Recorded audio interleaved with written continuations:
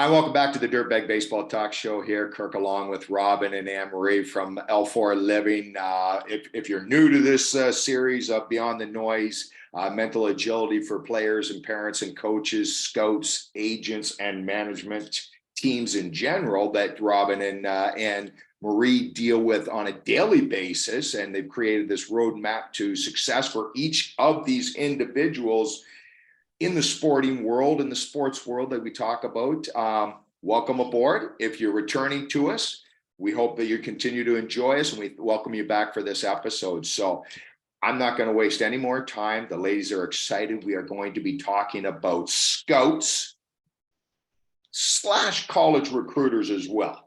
And that's what we're going to be talking about. And what we want you, if you're a scout watching, obviously you could maybe comment after if we hit all the right high notes. And if we miss something, by all means, send it to us so we can add it into a future show and update our own systems and programs. If you're a player or a parent, even coaches, amateur coaches out there watching this, really pay attention and listen into the tips that the ladies are going to provide and the concrete information they're going to provide in this show. So, ladies, without further ado, let's get after it. You ready to go? We are ready to go. Hello, everybody. Good stuff. Good stuff. Okay. And I don't care, as always, either one that wants to respond, you go for it, ladies, because you're both concrete on the both of them. So we're talking scouts. What is it that you really want to get across to players and parents out there that a scout goes through, college recruiter goes through, male, female, doesn't matter. It's all tangible at the end of the day. I think the main messaging for the scout in particular, right, is you guys are, I love to refer to all scouts in any sport across the board as the dream makers, because they really are the ones that make the dreams come true. Now, that's a big statement because there's a whole slew of other people that make that dream happen as well. But the scout is boots on the ground. You know, they are there. They are taking time and energy to dedicate themselves to find the best talent for the best team. So we want to give credit to that, and we want to give credit to what they do. But for this episode, you know, let's really look at what the scout goes through as a person. So you want to relate the scout and have them kind of understand how they can build their leadership as well. But also we want to provide tips for the parents and the players to understand how you can utilize a scout and what scouts are looking for.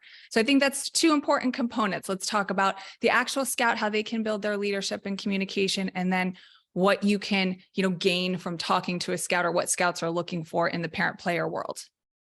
Absolutely. Absolutely. So go for it, ladies. Run away with it. All right. Do you want to go, Anne-Marie? Do you want me to start talking more? Yeah, I'm going to have you keep going, Robin. And okay. So let's first just dive into, since we've talked to parents now, let's kind of dive into that a little bit, the parents and the player side, before we go into the scouts, how they can build up their leadership. Parents and players, scouts look for everything when it comes to recruiting. Also, college recruiters, same thing. So they're not just looking at your talent. They're not just looking at what you can perform. Let's just use that as, for a gauge, 50% is your talent and your mechanics, how you react, your mindset. And then let's just say the other 50% is your makeup and your character and what you bring, your family life. So there's all these sorts of components. It's how you've trained, how you are as a player, and then who you are as a person, the family that you come from, how you carry yourself. So scouts are looking at everything. And I think I love this. So I am married to an international cross-checker. So I get a lot of inside knowledge. I see this from, you know, my lens out, and I get a lot of stories. I've seen a lot of things, but one of my greatest takeaways is the rule of 5. So scouts are going to go and they are going to go look for 5 people that will say positive or negative things about you. Now, this could be a teacher. This could be a cop that lived down the street from you. This could be, you know, someone in your school, an assistant coach, any 5 people. They're going to go scout out people to find out about you. You want your makeup, your personality to shine through. So be a humble, kind, loving human being, because that is going to really play into how is this player going to meld into our team? How is their personality going to infiltrate, their energy? Is it going to infiltrate our team negatively or positively? So they're going to go find these 5 people. If there's any one person that says something negative, they're going to go find 5 more people so that they're going to do their due diligence. So this isn't, you're going to see these scouts on the field all the time, but you don't know all the background work that they do, the commitment that they do to scout out everything about you. Another little fun tip for parents to know, scouts, when they're there, they are not going to come up to you. Okay. They are stealthy. I call them the stealthy scouts. They don't want you to know who they're there to see. Right. They're not going to, I have heard my husband on the phone saying he's going one place and he's got friends of other teams like, hey, where are you going today? And he's like, Mexico. And he's going, up the road. They are stealthy. So when they're there, they're at the yard and you see them, you go up to them. They will have conversation with you, but they will not go and seek you out because they don't want anybody to know that they're scouting your player. But they will love for you to come up. So that's a great tip for parents. Get to know the scouts, get to understand their mindset. You can talk about your player and things like that, but you're not going to find a scout that's going to come up to you so that they can, give their gold away, so to speak. So that's just a couple tips for the makeup of the player and what they do to sort of scout you out as a person. I think that's great too, because we live in this world. We don't want to admit it, but we live in the me world because of social media. I think a lot of times, right? Likes and loves and everything else, that it's always. So I think one of the early shows that we did, just briefing on the behavioral science, I think that's a huge thing that scouts and college recruiters have started to grow into awareness and the importance of, exactly right. That first conversation, maybe Robin or Anne-Marie, that they have with the parents and the player across the table with them. They may leave with a little bit of a high and a little bit of a high energy spirit, but not too much or whatever, and that for the sole purpose of how do they react? Do they get anxious? Do they try to get their hands shaken or whatever it is? Do you hear about that when you're talking with scouts and stuff? Those little tricks? Oh, for sure. Eye contact. Are you looking me in the eye as a scout when I shake your hand? How is your family reacting? And if you're putting on a show, that scout's going to go right next door and talk to the neighbors and find out what the real truth is they can see this. They do this for a living. They know personalities. So they can tell if a family is, trying to put the bells and whistles on, or if they're really being their authentic selves. And that's what they want to see. So the more you show up, when a scout enters your home, the more you show up as your real self and your family as their real self, that's going to make the scout's job easier too, as well, because they're going to be able to tell. And then, like you said, Kirk, that social media, they're going to go and search that. They're going to go and search, what did you post? How are you speaking? How are you speaking about others? Viewpoints. It goes way further than just what they see on that field. But what they see on that field is going to be brought back into that living room as well. Hey, why did you react this way? When such and such happened in the outfield, or you threw that pitch and, didn't quite go so well. And we saw you kind of lose it a little bit. Is that something that you do? Is that a consistent pattern for you? So their notes are detailed, their minds are full, and their passion in their hearts is just going to bring out everything that they need to bring out of you. So be prepared to answer questions that you might not think a scout would ask you. They might go way back in the day and ask about childhood. They may ask about your hero. They may ask about your biggest challenge that served you the best in your life. And you just have to speak from the heart. That character side, that makeup is a huge component of what they're looking for. And two, we've told players that, they've gone to showcases and whatever. Well, the scout didn't come talk to me. Like I must have did something wrong, or, my performance wasn't what they wanted. But we flip it around and say, well, player, you need to go to the scout. Mm-hmm. You need to communicate. You need to communicate with the coaches. This is what I'm looking for, instead of coaches coming to you. in our experience, that's not the case. The player needs to take the initiative. They need to be the communicator with these coaches and scouts and really show them, I really want this. Yeah. Because you can be awesome on the field, but you as a player and as a person, they want to see that drive. They want the conversation, but they're not going to initiate it. So true. So true. And I think that's something that really gets overseen, right? Because we live in the social media or the texting world, that we lose our communication skills, which loses our true self-confidence to a degree as well. So when we're not talking with people personally or whatever, now we're talking to them through devices, we don't have that same pressure. But you're right. If I'm a college coach, a college recruiter, a little bit different than a scout for sure, because a scout's looking at a million kids, so is a college recruiter, but I need to know you're interested and you've done some research on my school to prove that you want to be there. I'm not just taking a hypothetical. I think he wants to come here. I think she's going to be good here. No. Step to the forefront and come to the forefront and be that talker, right? Like you said, for sure. And I think something that's really important that I want you to touch on, ladies, is the fact that we lose sight of the fact that there's scouts within one organization, as well as the scouting world of other teams. So I think I want you to touch on the fact of some of the pain points for these scouts, some of the pressure points that they go through day to day within their own organization. And this isn't the college recruiters. They have similar stuff for sure. There's no question. But scouts, I think, is a completely different beast on the pressures of making sure they get it right or they lose their job. It is a job at the end of the day. Yeah. And I my thing is, how do they continue to be that passionate and that aggressive to keep going out and finding that talent?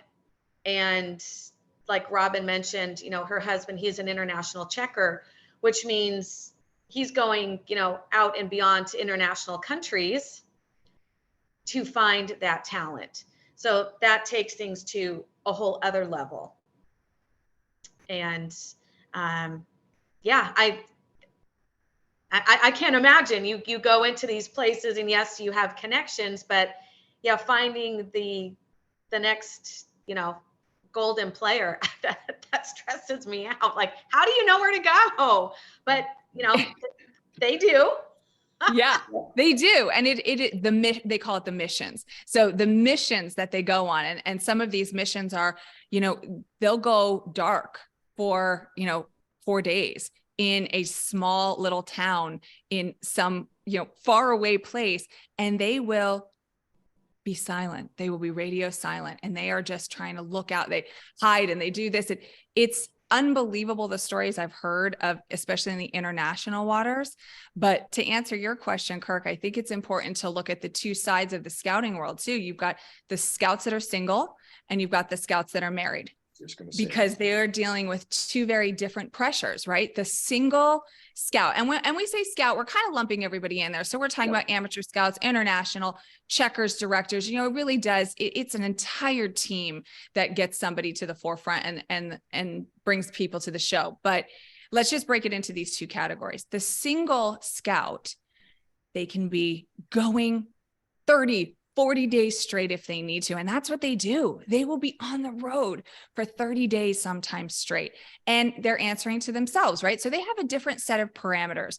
They're not checking in on their families at home. Hopefully they're staying connected to family so that they have that baseline of passion. It keeps them supported, but they can go. It's just about them. They can be on that road for 30 days or 40 days, and they're grinding and they're going. So their mentality is very different than the scout that's married, because they have a family and a wife at home that's supporting and taking care of the home front so that they can go out and make dreams happen and live their passion. And so there's a lot of pressure that comes into that situation that the scout has to deal with on an external side that plays into their career.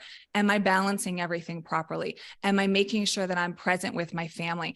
Am I dedicating myself to my career and my organization in the way that I should be so that I don't feel guilty that I'm not the single scout, right? And on the single scout side, it's I can quote unquote grind, which I can't stand that word, but everybody uses it.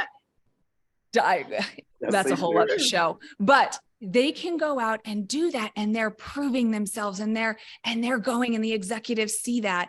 And it's a different set of pressure, right? They might just be, okay, I need to keep getting to that next level, improving, but they want that family life. They want that other side too. So it's the push and pull of how do I get it all and keep it all, mitigate this pressure, but understand each side of the coin within your own organization. You know, the executive level in an organization has a very poignant role when it comes to taking care of their scouts. I get to look at as a GM or a VP, I get to look at my scouts and their families in one way. I get to look at my scouts and their single life in one way. I get to treat them in different ways, right? Your great executive team will be like, you will not miss a birthday. You will not miss a recital. You will not miss a tournament. You will go home and you will be with your family, right? Then they should be supportive on the other side of the single scout that's saying, listen, take a break, go have social time, do this, because if you don't replenish, scouts, if you don't replenish, because you guys are so passionate, it's like an anomaly in this world of this passion that exudes. You live, eat, breathe this just like the players do. But you cannot continue on that, in that type of a momentum, if you don't find a balance and you step away. You know, I see them go through the draft, and right after the draft, the literal next day, they are back on the road again. And it's like, guys, I get it. This is a cutthroat industry and I understand. But your brain and your body cannot compete with itself 365 days of the year.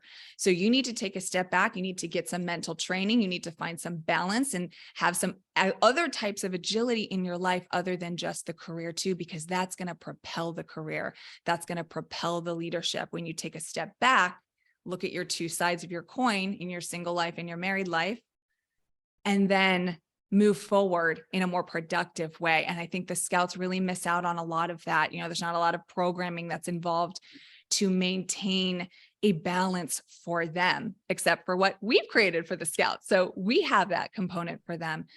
But that's something that isn't looked at really in the industry, is that support system for the dream makers. Yeah, and I would say too is ego. Is there's place for healthy ego, and then there's unhealthy ego.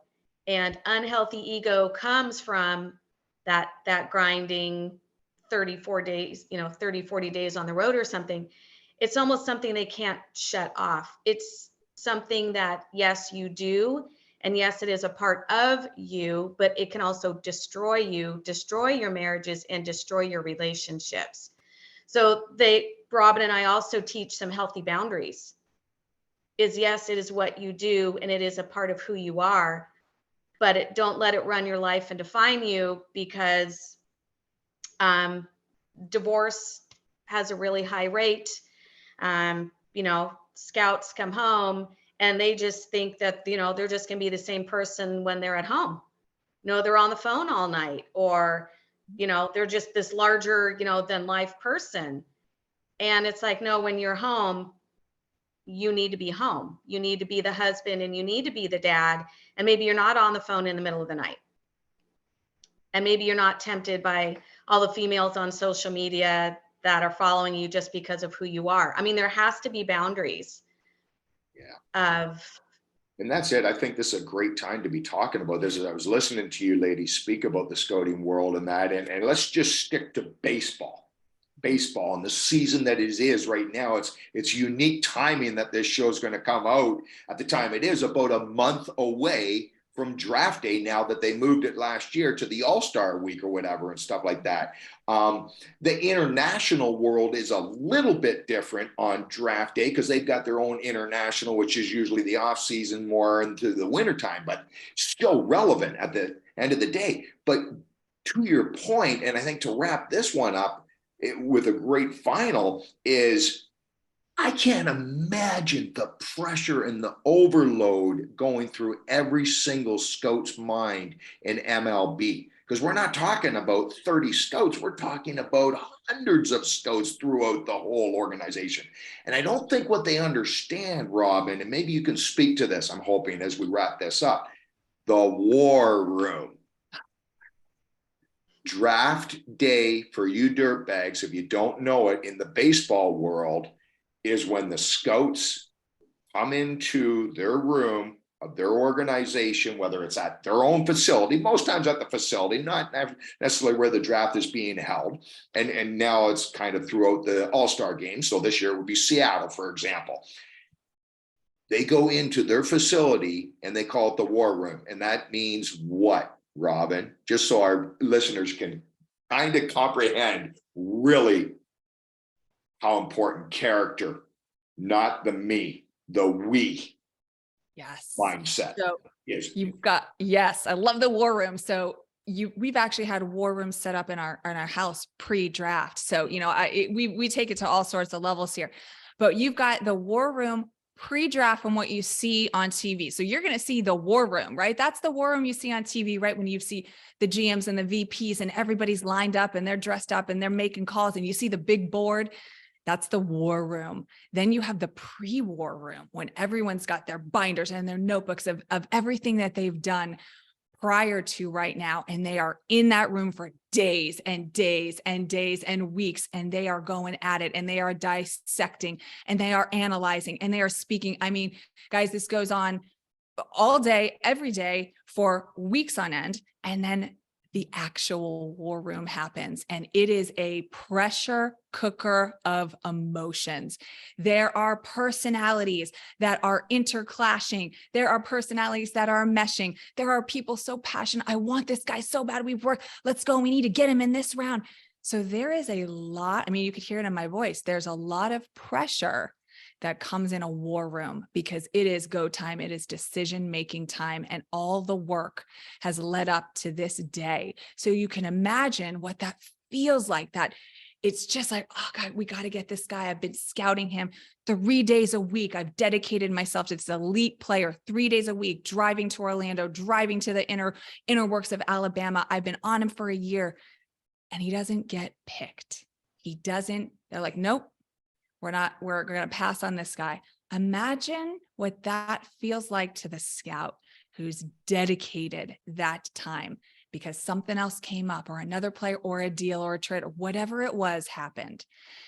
There is that sense of, wow, all that effort, all that time got wiped away. But what's important for scouts to know is there's a purpose to every pick. Right? Just like this, like your pain is your power, use that, right? You're not going to get every player. You're not going to get everything. You're going to get the ones that matter. And that's why you dedicate yourself and you trust your VPs and your GMs to make those final decisions. But that war room, I mean, we get calls from a war room to be like, hey, give us an exercise so we can kind of calm down the room. Like we've been on the phone before to just say, listen, okay, we got to take a step back and a breath. I think there should be a mental coordinator in every war room so that everyone can take a perspective and a look because there is so much going on and it is fast paced. It is going and going and going. It's a lot and it's intense. But you also need to find the balance in that space too, because that's a lot for a mind and a body to handle in a short, truncated amount of time. Overwhelming. I don't think they still get it because we're talking about your worst family event happening for that 12 hours or whatever it is. It's longer than that. Make no mistake about it. Yeah. But on a level where it's literally you're fighting against your own scouts in your own family, your own organization for your player is what Robin and Anne-Marie are saying. It's literally you're fighting for them. You believe in your players so much that you want them picked. And you might have promised them at the table. And that's the worst thing, like you're saying. So we were trying to really emphasize it's not just you maybe missing out on a draft. It might not be the end of the world. You might have just got missed, sign a free agent after the draft. There's options for you or whatever in that.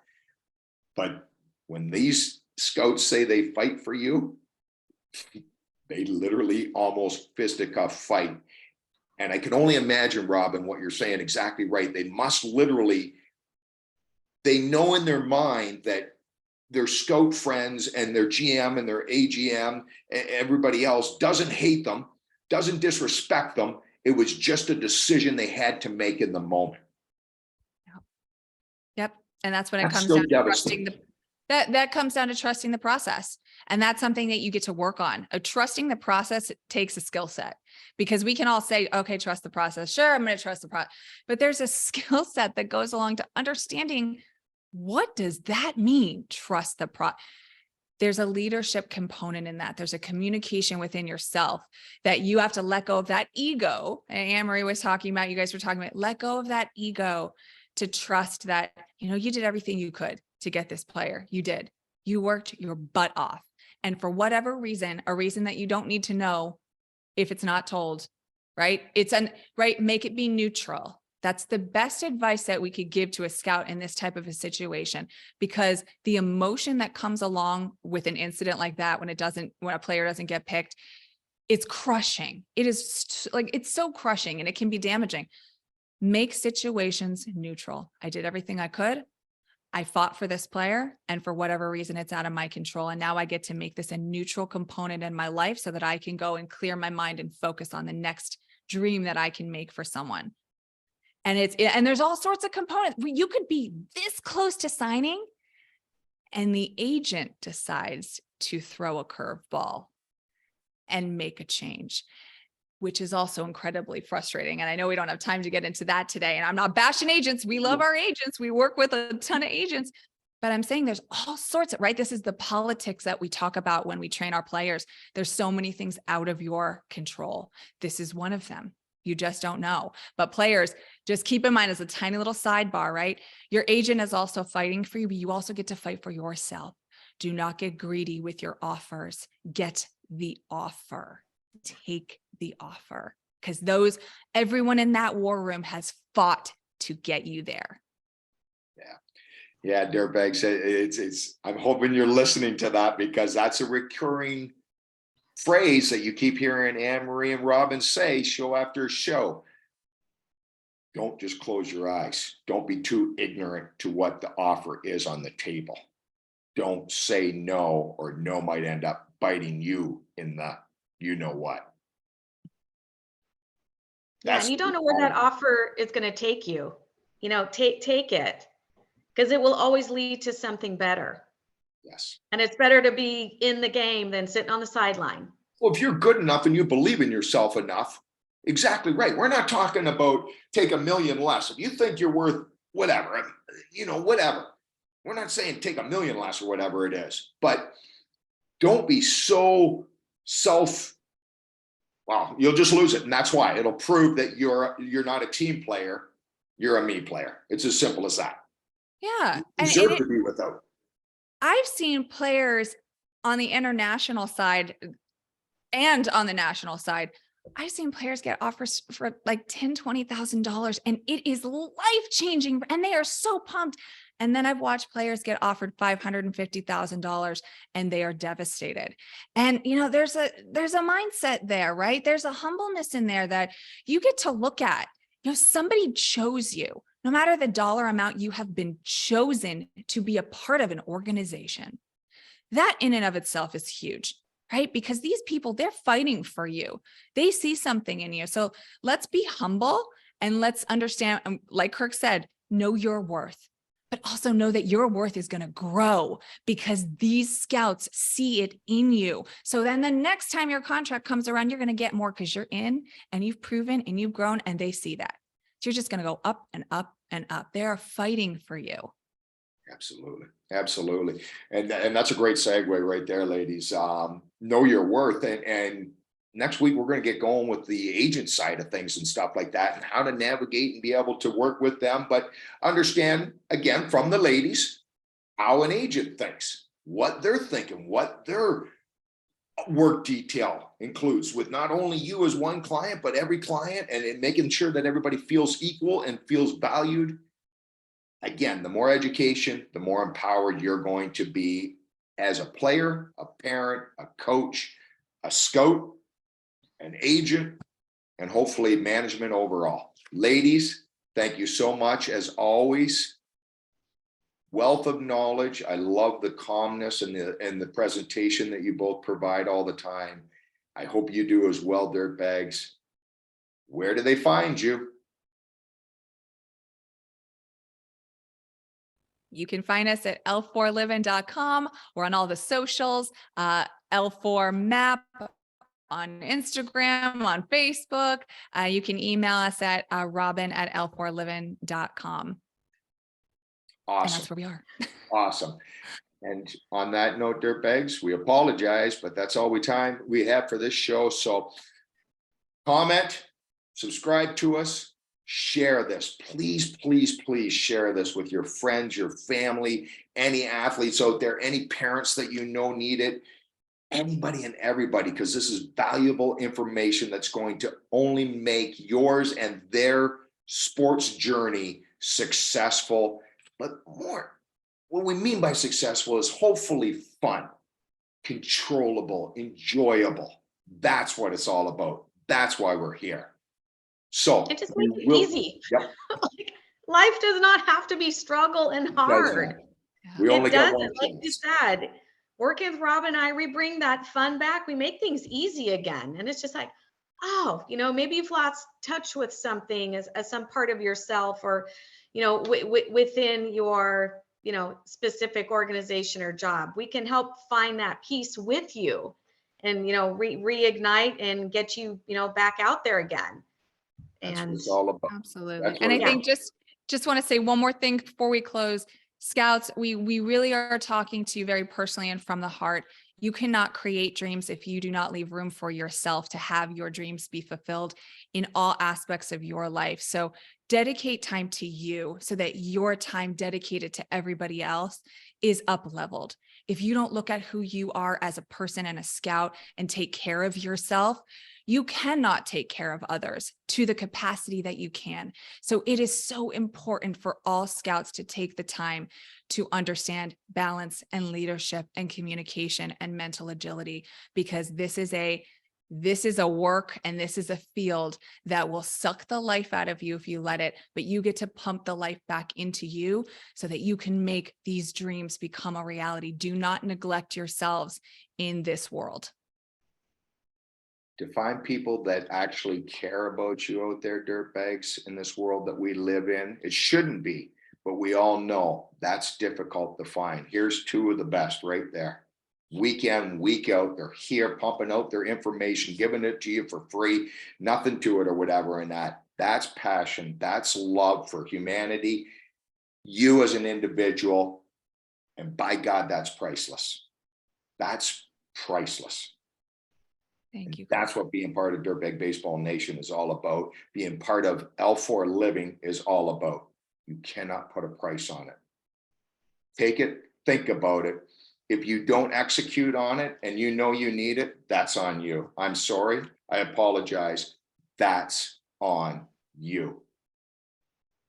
And we have so many people say, we were just talking, so they're like, God, I wish I did this years ago. Yeah. Yes, we wish you did it years ago too. Yeah. But that's Yeah. it, right? You can't force it. All you can do is provide the information and the knowledge necessary, and they got to take it from there. And you know what? Like we always say, we're okay doing it one person at a time. Yeah. Every person is valuable, and we'll do it one person at a time. So if you want to be that one person, contact us now for sure. Do not wait. Contact us now. And until next week, whatever you do, wherever you do it, whoever you are, player, parent, coach, scout, agent, Robin, Anne Marie, myself included, get up, get after it, and get dirty.